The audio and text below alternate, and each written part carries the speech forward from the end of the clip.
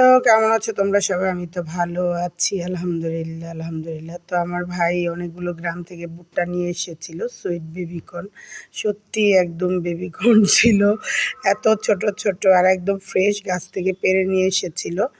তো এই তো একটা তো একেবারেই বেবি আর দুইটা একটু একটু কিছু ছিল। তো আমি এগুলাকে আজকে পুড়ে খাবো, মানে চুলায় পোড়বো। তো এর জন্য আমি একটা বাটিতে ঘি আর মরিচ ফাঁকি নিয়ে নিয়েছিলাম। তো এটা ভালো করে ভুট্টার উপরে ব্রাশ করে পুড়ে নিয়েছিলাম আমার ইচ্ছা মতো।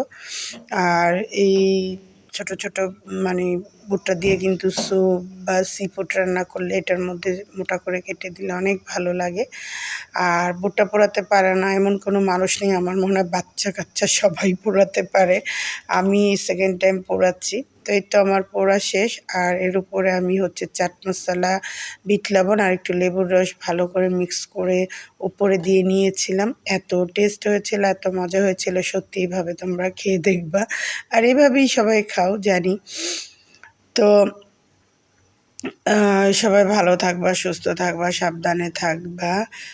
আর হচ্ছে বেশি বেশি করে সবার জন্য ভালো দোয়া চিন্তা ভাবনা করবো। আমিও দোয়া করি সবার জন্য, সবাই অনেক ভালো থাকো। তো আমার ভিডিওটা ভালো লাগলে একটা লাইক, সুন্দর একটা কমেন্ট করে দিবা। আর সত্যি অনেক মজা হয়েছিল।